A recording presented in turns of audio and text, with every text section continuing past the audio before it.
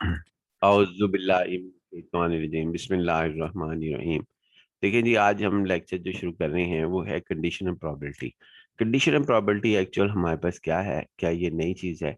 तो इस सवाल का जवाब ये है कि ये नई चीज़ नहीं है। इसके अंदर एक पहले हम करते थे सैंपल स्पेस, पहले हम सैंपल स्पेस बनाएंगे, फिर उसमें से उसको रिड्यूस कर देंगे और रिड्यूस करके उसमें से सवाल पूछेंगे। ये इसकी कॉन्सेप्ट है। एक दफ़ा फिर दोबारा मैं बता रहा हूँ कि जी आप सबसे पहले सैंपल स्पेस बनाएंगे, सैंपल स्पेस बनाकर उसमें से रिड्यूस करेंगे, हमारे पास सैंपल स्पेस को छोटा कर देंगे और उसमें से एक सवाल जो है वो जनरेट करेंगे। इसकी मिसाल भाई ये एक थ्योरी है।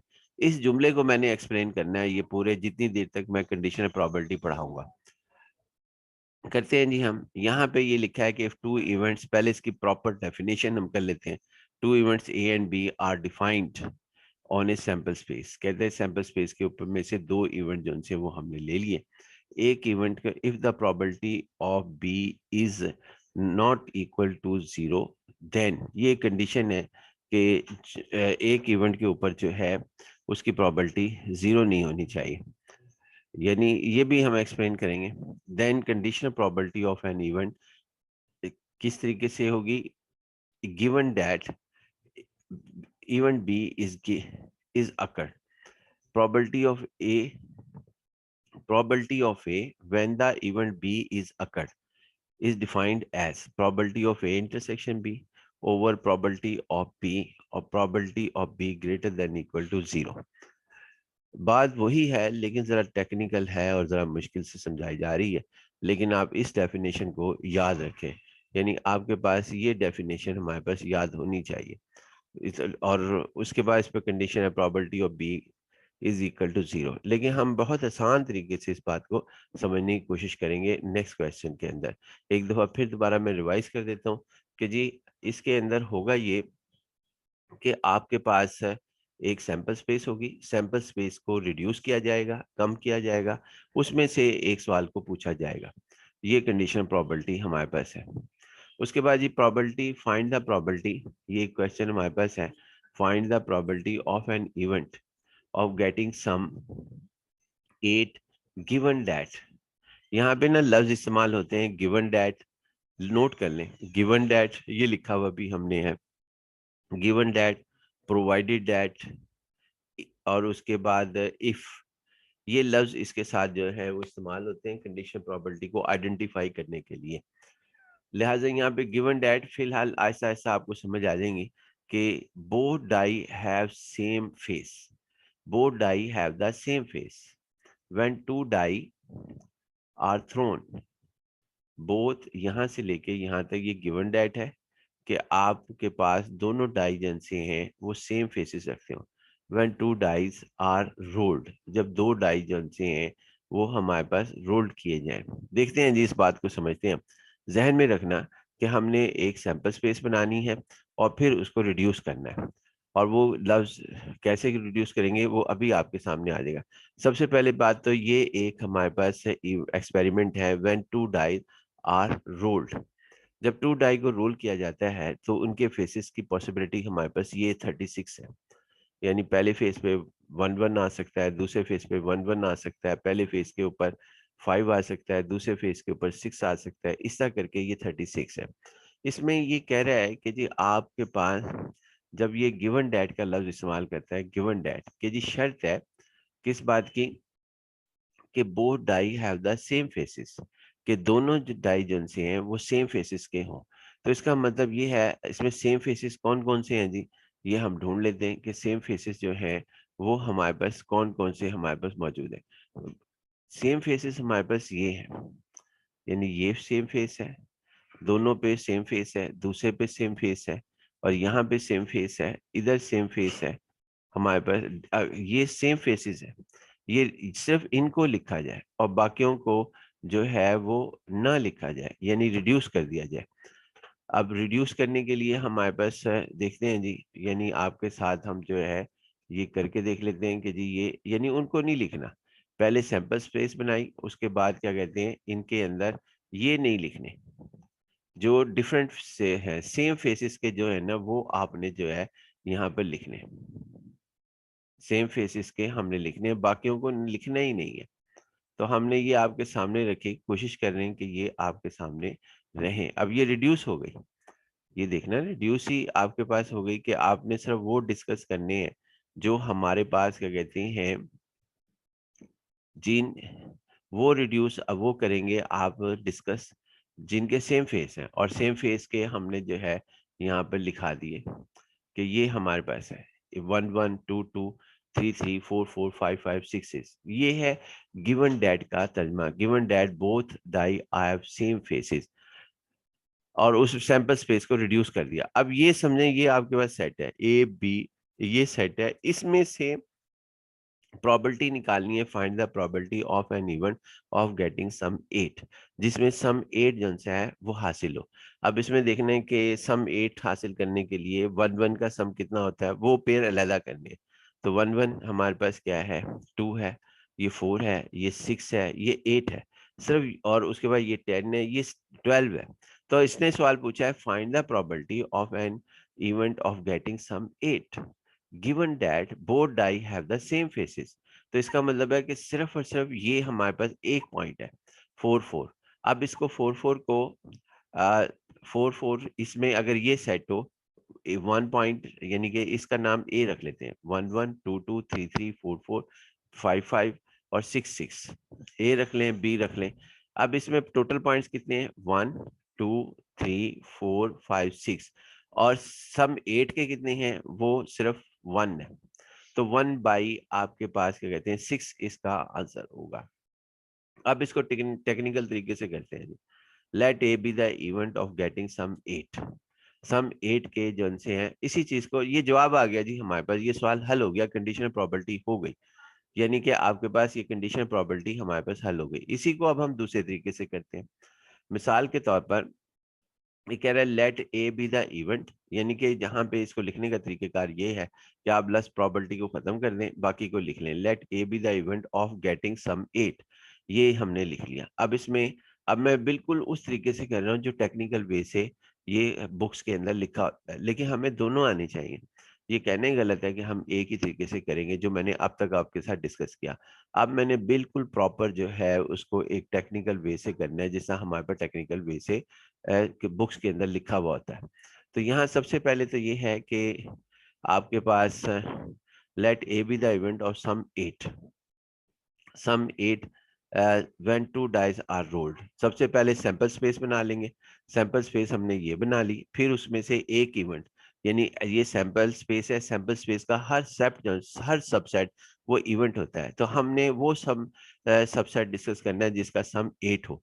तो वो आपने यहाँ पर हमने इसके अंदर देखना है कि वो हमारे पास कौन कौन से बन सकते हैं। सम 8 वाले जो पेयर हैं वो हम यहाँ पर कलेक्ट कर लेंगे। सम 8 के देखें जी, ये हमारे पास है सम 8 के हमारे पास। तो सम 8 के आपके पास ये बड़ी आसानी से आप ढूंढ लेंगे, इसमें कोई मुश्किल बात नहीं। 2 6 है, 3 5 है, 4 4 है, 5 3 6 2, ये 36 पॉइंट में से ढूंढ लिया। तो total outcomes in the event ए 1 2 3 4 5 5 है, और total outcomes in the sample space 36 है। तो 5/36 हुआ प्रॉबबिलिटी का हमारे पास। हम प्रॉबबिलिटी ऑफ ए जो है 5/36 हो गया। और जो गिवन डैट लिखा हुआ था, यानी हम दोबारा उसकी तरफ आते हैं, ये हमारे पास कि वहाँ गिवन डैट को हम बी कह देते हैं। गिवन डैट जो दूसरा इवेंट है, जब भी कंडीशनल प्रॉबबिलिटी होगी उसमें दो इवेंट का तस्करा जो है वो अक्सर मिलेगा। यहाँ पर गिवन डैट, ये गिवन डैट, और इसके अंदर लिखा हुआ है कि both die have the same face, इसका नाम जो है वो हमने बी इवेंट रख लेना है। बी इवेंट, तो बी इवेंट में जो सेम फेस है उनको इसमें से देखना है कि वो हमारे पास कौन कौन से हैं इस सैंपल स्पेस में से जो 36 हमारे पास मौजूद है। तो हम देखते हैं जी यहाँ पर इसके अंदर के बी इवेंट के सेम फेस वाले कौन से हमारे पास मौजूद है। देखें जी, ये हमारे पास है आउटकम्स इन द, ये हमने लिखा इसके अंदर 1 1 सेम फेस है, 2 2 सम फेस है, 3 3 4 4 सेम फेस, दोनों डाई के ऊपर सेम फेस आता है, 5 5 6 6 हमारे पास होता है। तो total outcomes in the event B is equal to 6। ये पेयर जो है वो हमारे पास कितने हैं, जो हमने यहाँ पर 1 2 3 4 5 और 6, और उसके बाद एन ऑफ एस इतना है प्रोबेबिलिटी ऑफ बी हमारे पास कितना था, probability of B n of B divide by n of S 6/36। अब इसके अंदर हमारे पास ये गौर करने वाली बात है कि आपके पास क्या कहते हैं, यहाँ पर एक्चुअल हम इस फार्मूले को फॉलो कर रहे थे जिसमें कंडीशनल प्रोबेबिलिटी हमारे पास मौजूद थी। इसका लिखने का और याद करने का तरीका ये है कि ये probability of A when the event B is occurred, ये लाइन हमारे पास मौजूद होती है। इसके अंदर ना ए और बी, इसके दरमियान इंटरसेक्शन लिख दें, ए इंटरसेक्शन बी, फार्मूला याद करने का तरीका। और ए और बी जो भी लिखा हो यहाँ, ये बी और ए नहीं भी हो सकता है, यानी बी ऊपर आ जाए ए नीचे आ जाए, ये भी पॉसिबिलिटी है। लेकिन फिलहाल यहाँ पे तो ये है कि गिवन डैट बी के साथ लगा हुआ है। अगर ए के साथ गिवन डैट होता तो ए नीचे होता। फिलहाल ये गिवन डैट बी हमारे पास मौजूद है, तो आपने इसके दरमियान इंटरसेक्शन जो है वो लिख देनी। और ये जो नीचे लिखा हुआ होगा, यानी ये हमारे पास जो भी यहाँ लिखा होगा, फिलहाल यहाँ बी लिखा हुआ है, उसको यहाँ लिख देना है। ये इसका फार्मूला हमारे पास है। तो हम यहाँ पे ना इसी तरह हम यहाँ करते हैं, ए इंटरसेक्शन बी निकालते हैं, ए इंटरसेक्शन, ताकि ये वाला हिस्सा जो है वो हमारे पास डिस्कस हो सके, ये हिस्सा डिस्कस हो सके। तो अब हमारे पास है जी ए इंटरसेक्शन बी। अब बी सेट ये है हमारे पास, बी ये सेट है, और ए सेट जो है वो हमने यहाँ पर फाइंड आउट कर रखा है, वो आपके सामने रख लेते हैं कि ए जो है, अब इन दोनों के दरमियान इंटरसेक्शन जो है वो हमने यहाँ पे लेनी है, एक इसके दरमियान इंटरसेक्शन और इसके दरमियान। तो इंटरसेक्शन जो है वो हमारे साफ तौर पे नजर आ रहा है कि वो 4 हमारे पास मौजूद है, बाकी इंटरसेक्शन नहीं है। तो ए इंटरसेक्शन बी, ये भी एक इवेंट है। किसका इवेंट है जी हमारे पास?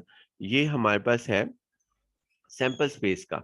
सैंपल स्पेस में ये 4 मौजूद है, और हमने कहा था कि जो भी सैंपल स्पेस आपके पास मौजूद होगी उसका हर सबसेट हमारे पास क्या कहते हैं, इवेंट्स कंसिडर किया जाता है। तो 4 इसके अंदर मौजूद है, ये भी इसका सबसेट है, तो लिहाजा ये इसका सबसेट हमारे पास मौजूद है। अब इस सेट का कोई भी नाम हो, जैसा यहाँ पे नाम हमारे पास ए इंटरसेक्शन बी है, ए इंटरसेक्शन बी हमारे पास इसका नाम है। करते हैं जी यहाँ पर इसके अंदर, तो ये ए इंटरसेक्शन बी हमारे पास 4 है। तो total outcomes in the sample space, total point कितने हैं, ये टोटल पेयर कितने हैं, वो 1 है। तो ये हमारे पास है, ये इसका मतलब एन का मतलब है total outcomes in the event A intersection B.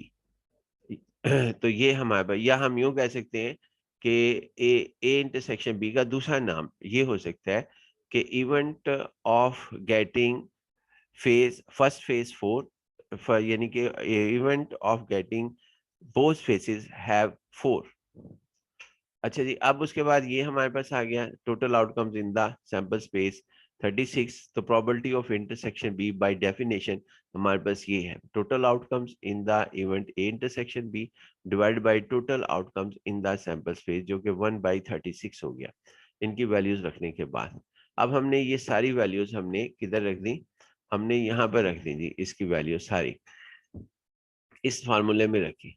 A intersection B की आपके पास क्या थी हमारे पास इसके अंदर, ए इंटरसेक्शन बी हमारे पास आया 1/36, ये हमने लिख दिया इधर इसकी जगह, और ये 1/36 लिख दिया हमने, ये वैल्यूज पुट की। और उसके बाद एन ऑफ एस, ये इसकी प्रोबेबिलिटी ऑफ बी, वो 6/36 था, जो इससे रिवर्स होकर 36/6 हो गया, और 1/6 हमारे पास आंसर आ गया।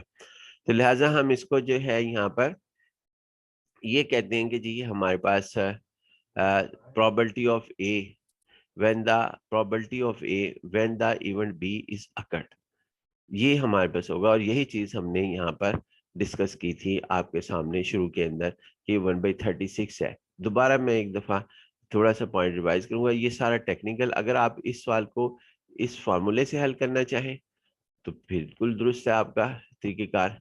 लेकिन अगर आप जो है जैसा मैं बयान कर रहा हूँ उस्ताद करना चाहें तो वो भी दुरुस्त है हमारे पास। लेकिन अक्सर औकात ये फार्मूले से हमारे पास डिस्कस करता है, लेकिन हमें दोनों ही चाहिए, क्योंकि ना कंडीशनल प्रोबेबिलिटी मैं अब दोबारा एक्सप्लेन करना चाहूंगा कि रिड्यूस सैंपल स्पेस है। मिसाल के तौर पर ये हम कई दफ़ा इस्तेमाल करते हैं। मिसाल के तौर पर मैं ये कहता हूँ कि आप अपनी यूनिवर्सिटी में जाते हैं, उसके अंदर जो गेट लगे हुए हैं, यानी आप गौर करें, आप जिस अदारे में पढ़ रहे हैं एनएफसी में, उसमें एग्जिस्ट होने के जो गेट है वो मोर देन 1 है, यानी वो 3 है। फॉर एग्जाम्पल आप 3 से एंटर नहीं होते, तीन चार गेट है जो हम आपके अदारे के, मिसाल के तौर पे चार है, कोई भी यूनिवर्सिटी है, हम अपनी यूनिवर्सिटी ले लें तो फॉर एग्जांपल चार एग्जिस्ट है, लेकिन वहां पे ना रिड्यूस सैंपल स्पेस हुई हुई है, चारों को डिस्कस नहीं किया गया, बल्कि क्या किया गया, उन्होंने एक ही गेट मखसूस किया हुआ है कि आप इसी से दाखिल हो सकते हैं और इसी से जो है यहाँ पे आउट हो सकते हैं, एग्जिस्ट भी इसी से होंगे, इन भी इसी से होंगे, तो ये रिड्यूस सैंपल स्पेस बन जाएगी। टोटल गेट वहां पे इन आवर इंस्टीट्यूट है is 4, but reduced sample space is only have but the reduced sample space have only one gate जो हम यूज करते हैं, तो लिहाजा ये रिड्यूस सैंपल स्पेस हमारे पास होगी। यानी आप खुद ब खुद रिस्ट्रिक्शंस कर रहे हैं कि जी ये हमारे पास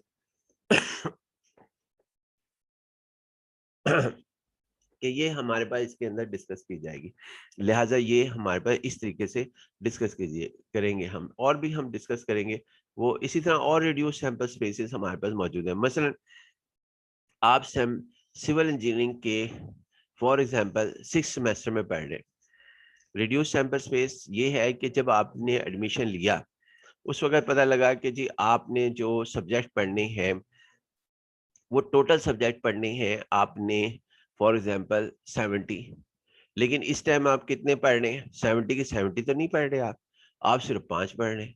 तो ये सैंपल अब आपसे जो डिस्कशन करनी है वो 70 के साथ सब्जेक्ट्स के साथ नहीं करनी, बल्कि हम तो डिस्कस कर रहे हैं आपके, फॉर एग्जांपल आप 5 सब्जेक्ट पढ़ रहे हैं, 70 में से 5 को डिस्कस करना, आप 5 के साथ प्रॉपर्टी डिस्कस करना कि जी आपका जो सब्जेक्ट है स्टैटिस्टिक्स वो कितना बेहतर तरीके से आप समझते हैं, उसकी प्रॉपर्टी क्या है, सिर्फ 5 के साथ डिस्कस करना, ये हमारे पास रिड्यूस सैंपल स्पेस के एक ज़मरे में आएगा।